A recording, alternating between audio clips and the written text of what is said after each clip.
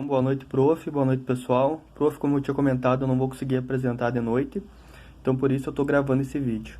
Então, meu nome é Anderson. Os dos dados da minha casa, então, encontra-se em Soledade RS. Especificações da casa, então, áreas de maior permanência é sala e dormitórios, o piso laminado. As esquadrias são janelas de ferro com vidros simples, as portas de madeira, o forro de laje de concreto com revestimento de argamassa. A cobertura, então, é cobertura com duas águas e com telha de fibrocimento. A casa, então, é construída em alvenaria estrutural, tijolos maciços, então, com a medida de 5,3 cm por 11,5 cm e por 24 cm.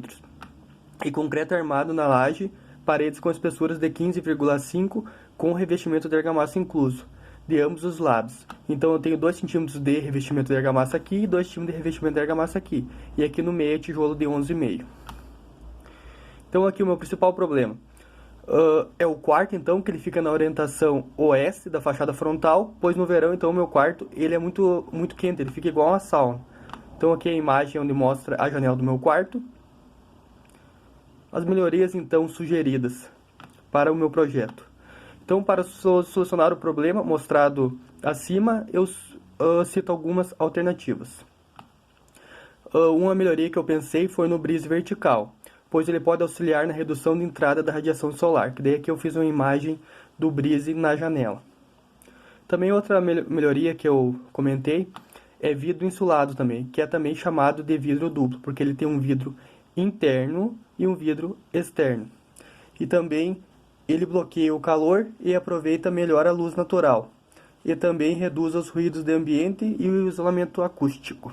Então as árvores, então, para diminuição de temperatura, algumas árvores plantar então na frente da janela, para reduzir a incidência de radiação solar direta, pois então a árvore ela faz sombreamento na parede, onde está a janela do quarto, e a temperatura então ela tenderá a diminuir no ambiente e que vai impulsionar a entrada do vento por diferença de pressão.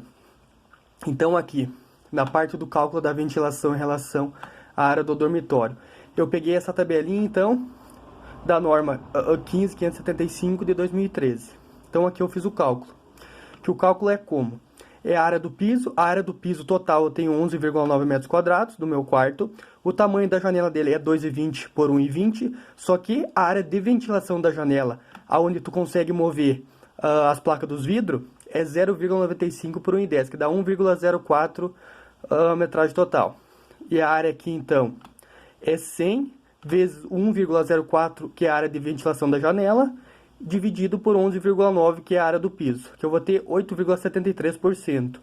Então, e conforme a norma, o A tem que ser maior ou igual a 7% da área do piso. E aqui nós temos 8,73%. Então, está ok. Conforme a NBR 15220 de 2005, A tem que ser entre 15% e 25%. E se nós temos 8,73%, então é menor que 15%. Portanto, não atende, conforme a norma 15220. Então, aqui as dimensões do tijolo, então, como eu tinha comentado anteriormente, é 5,3 por 24 e por 11,5. Então, como que eu fiz aqui o cálculo de transmitância? A seção A, então, eu fiz o reboco, a argamassa mais o reboco. Aqui, então, eu vou ter a área que vai a argamassa, que ele vai nos 24 centímetros, aqui por 0,01, e aqui no 0,53, com mais de 1 centímetro, que dá 0,63. Aqui está tudo em metro. Tá, e aqui, então, eu vou ter o meu RA total, que dá 0,13. E a seção do B, então, é reboco, mais tijolo e mais reboco. Aqui é a seção, então, é a área do tijolo. E aqui, então, no meu RB, eu tenho o valor total de 0,1623. Então, aqui na minha resistência térmica da parede, eu tenho um RT total de 0,1561. Então, essa resistência térmica total do meu RT, ele ficou, com a soma desses dois valores aqui de fórmula, ele ficou 0,32.1 metros quadrados.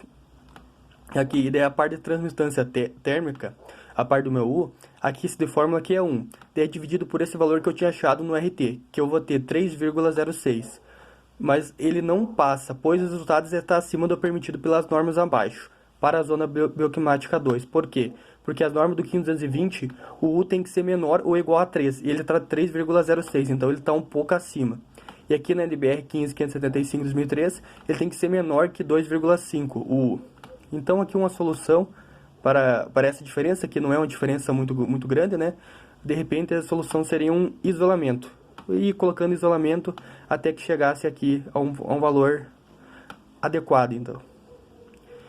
Então aqui, para a capacidade térmica, a NBR então 15220, que aqui a primeira parte eu fiz a seção A, que é reboco mais argamassa mais reboco, que eu vou ter a mesma área que eu tive lá em cima, que é 0,0030 metros quadrados. A parte do meu CTA, então, eu vou ter 310 kJ.